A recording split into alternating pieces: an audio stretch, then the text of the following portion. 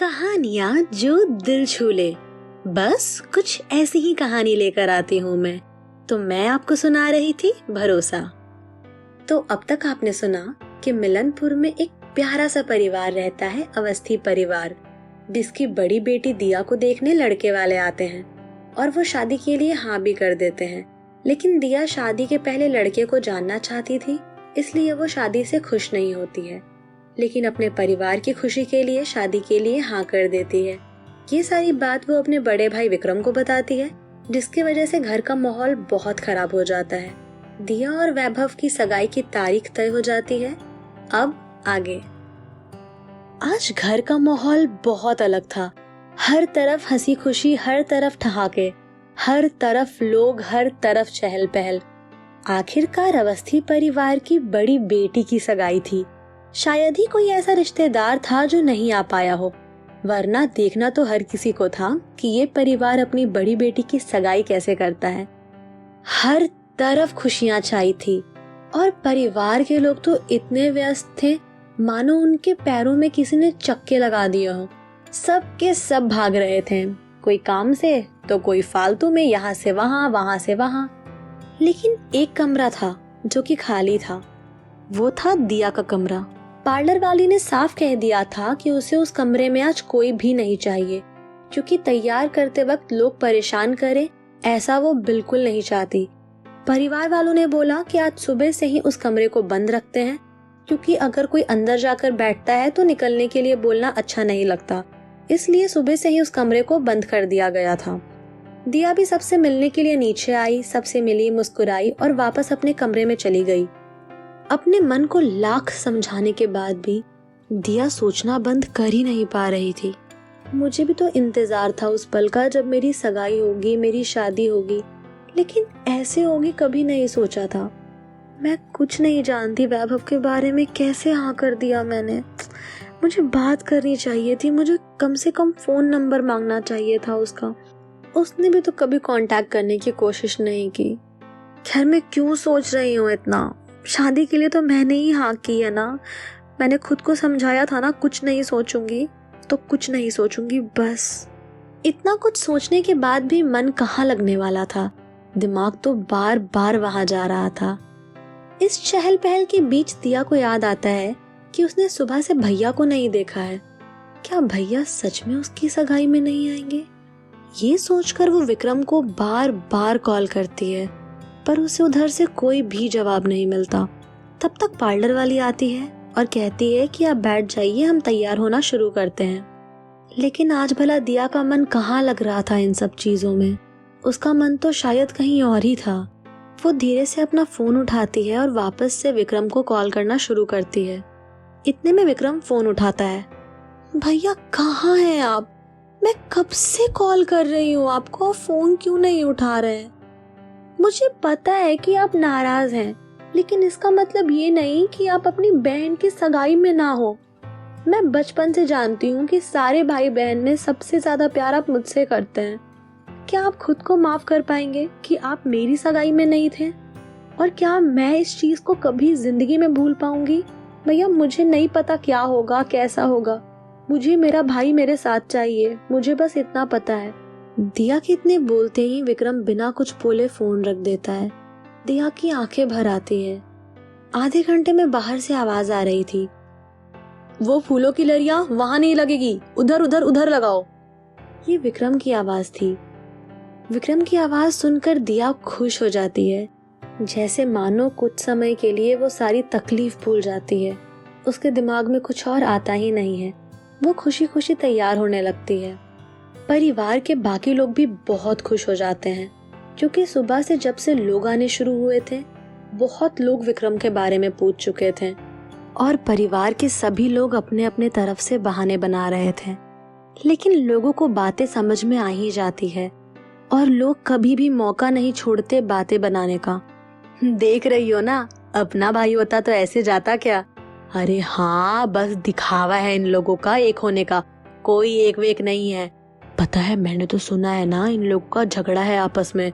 ये जो औरतें प्यार से घूम रही है ना, कलेश करती हैं घर में मिलकर। हाँ हाँ, ये तो मैंने भी सुना है। देखो ना, बड़ा भाई बहन ऐसे होते हैं क्या भाई बहन? देखो अपना अपना होता है। ऐसी ऐसी पता नहीं कितनी सारी बातें बननी शुरू हो गई थी और कुछ बातें परिवार वालों के कानों तक भी पहुंच चुकी थी। विक्रम भैया को वापस आकर अपने जिम्मेदारी के साथ काम करता देख सबसे ज्यादा खुशी जिसे मिली थी वो थे ताऊ जी। ताऊ जी परिवार के लोगों को कहते हैं, देखो विक्रम वापस आ गया, आखिर है तो बड़ा भाई, जिम्मेदारी तो निभाएगा ही ना। लोग कैसी कैसी बातें बना रहे थे, अच्छा हुआ कम से कम सबका मुंह तो बंद हो गया। अब ऐसा लग रहा था कि फिर से पूरा परिवार एक हो चुका है और अब तो किसी की कुछ बोलने की हिम्मत भी नहीं रह गई थी। धीरे धीरे मेहमानों का आना शुरू हो गया था और साथ ही लड़के वाले भी आ चुके थे। किसी की खातिरदारी में कोई भी कमी नहीं छोड़ी गई। पूरा का पूरा परिवार हर किसी की खातिरदारी में लग चुका था। ताऊ जी का साफ कहना था कि कल को ये कोई ना कहे कि इस घर में कोई भी कमी छोड़ी गई हो, ऐसा कुछ भी नहीं होना चाहिए। कुछ ही देर में पंडित जी कहते हैं, अब सगाई के लिए लड़की को बुलवा लीजिए। हाँ, फिल्मों में देखा था कि ऐसे समय में लड़कियों के हाथ पैर ठंडे पड़ जाते हैं, लड़कियां कांपने लगती है, लेकिन ये तो सच में होता है। ये आज पता चला। मेरे हाथ पैर ठंडे पड़ चुके थे, मैं कांप रही थी, मुझे चक्कर आ रहा था। इतने में मम्मी पापा मेरे सामने आते हैं। दोनों की आंखें भर जाती है, जैसे इस दिन का मानो कब से इंतजार था। बहुत सुंदर लग रही हो, एक बहुत प्यारी सी कॉम्प्लीमेंट के साथ मेरा हाथ पकड़ते हैं और मुझे नीचे लेकर आते हैं। पूरा का पूरा परिवार मेरा इंतजार कर रहा था। नीचे आते वक्त मेरा पूरा ध्यान मेरे परिवार की तरफ था। मेरे परिवार के सारे लोग जो एक साथ खड़े होकर मेरा इंतजार कर रहे थे, उन सब की आंखों में आंसू थे और मैं खुद को कैसे रोक पाती, मेरी भी आंखें भर गई। तभी पापा ने कहा, अभी नहीं, बिल्कुल भी नहीं, कंट्रोल करो अपने आंसू को, बिल्कुल बहने नहीं चाहिए, तुम्हारा मेकअप खराब हो जाएगा। पापा की ये बात सुनते ही मुझे हंसी आ गई और मैंने अपने आंसू को रोक लिया। ठीक सामने वैभव खड़ा था, लेकिन अपने परिवार के आगे मेरा ध्यान वैभव की तरफ गया ही नहीं। पापा मुझे नीचे लेकर आए और वैभव के हाथों में मेरा हाथ दे दिया। मैं एक बार पापा को देखती, फिर वैभव को देखती और वैभव, उसकी तो नजर ही नहीं हट रही थी आज मेरे ऊपर से। वो लगातार मुझे देखे जा रहा था। मैंने अपनी नजरें झुका ली। आज हर किसी की आंखों में मेरी तारीफ थी। कुछ लोग सामने कह रहे थे तो कुछ लोग आंखों से, और कहीं ना कहीं लोगों की आंखें भी भांप ली थी मैंने। और शायद लड़की होने के नाते मैं अपने दुख और तकलीफ भूल चुकी थी और मुझे फिलहाल बस इस बात से फर्क पड़ रहा था कि लोग मेरी तारीफ कर रहे हैं। और वैभव की नजरें मुझे ये तो बता रही थी कि मैं लग तो बहुत सुंदर रही हूँ। तब तक पंडित जी ने मुझे, वैभव को और हमारे माता पिता को वहां पूजा में बैठने के लिए कहा। अचानक से मेरा ध्यान गया वैभव के ऊपर। ये मैं क्या करने जा रही हूँ? मैं सच में वैभव से सगाई कर रही हूँ, लेकिन अब मैं कर भी क्या सकती हूँ? मैं वैभव को देखे जा रही थी और अचानक से मैंने अपनी पलकें झुका ली। अब तो मेरा मुस्कुराने का भी मन नहीं था। वैभव ने मेरे उस उतरे हुए चेहरे को भांप लिया था और जैसे ही उसने मेरा हाथ पकड़ा, उसे पता चला कि मैं कांप रही हूँ। वैभव जो अब तक मुस्कुरा रहा था, अचानक से उसके चेहरे की मुस्कान भी उड़ गई थी। वो बहुत परेशान हो गया था। हर किसी की नजर हम दोनों पर थी। अचानक से वैभव मेरे कान के पास आकर कहता है, मैं तुम्हें बहुत खुश रखूंगा दिया, तुम प्लीज परेशान मत हो। ये सुनने के बाद मेरी नजर वैभव से हट ही नहीं रही थी। पता नहीं पल भर के लिए ऐसा क्यों लगा कि मुझे मेरे सारे सवालों के जवाब मिल गए हों। फिर मुझे लगा किसी के दो शब्द कह देने से मुझे मेरे सवालों के जवाब कैसे मिल गए। मुझे तो कितना कुछ पूछना था। खैर, इन सब से दूर मैंने और वैभव ने एक दूसरे को सगाई की अंगूठी पहनाई।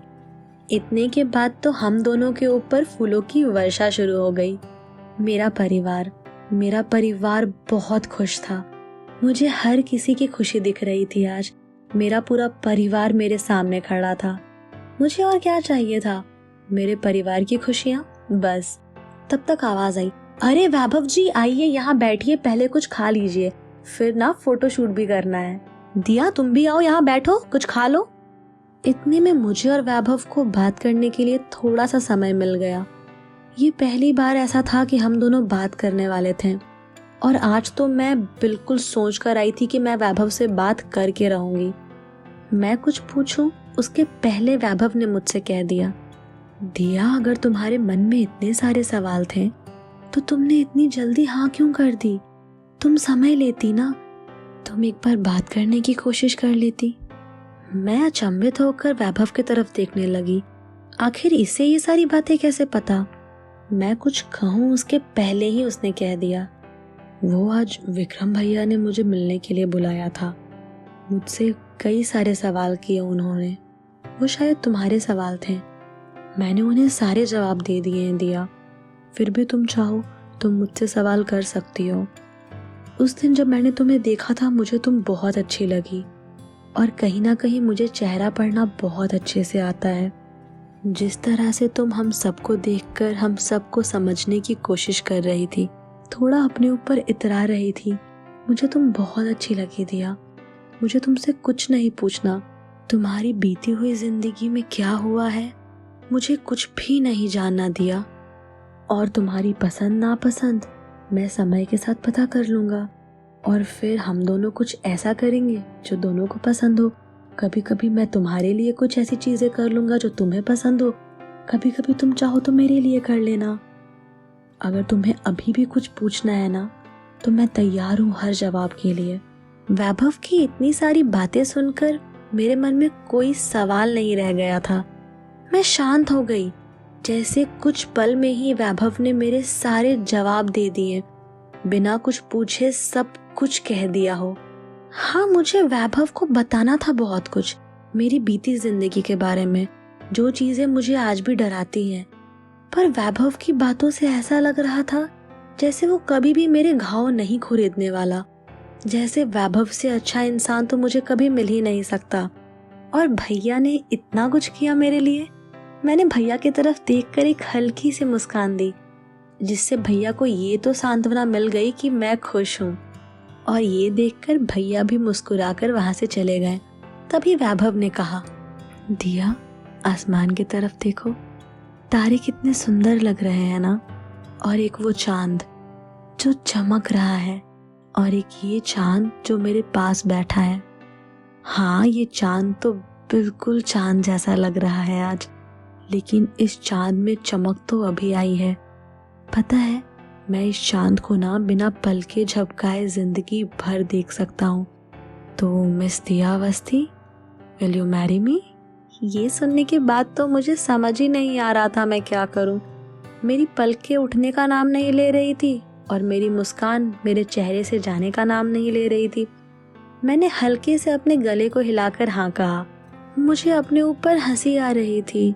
क्या मैं वही दिया हूँ जो इस वैभव से शादी करने के नाम पे पता नहीं घर पे कितने कलेश करवा चुकी है, कितने झगड़े करवा चुकी है, इतने दिनों से मुंह बनाकर घूम रही है, और आज मैं दिया इतनी ज्यादा खुश हूँ। शायद ये वही भरोसा है जिस पे हर रिश्ते की बुनियाद टिकी होती है।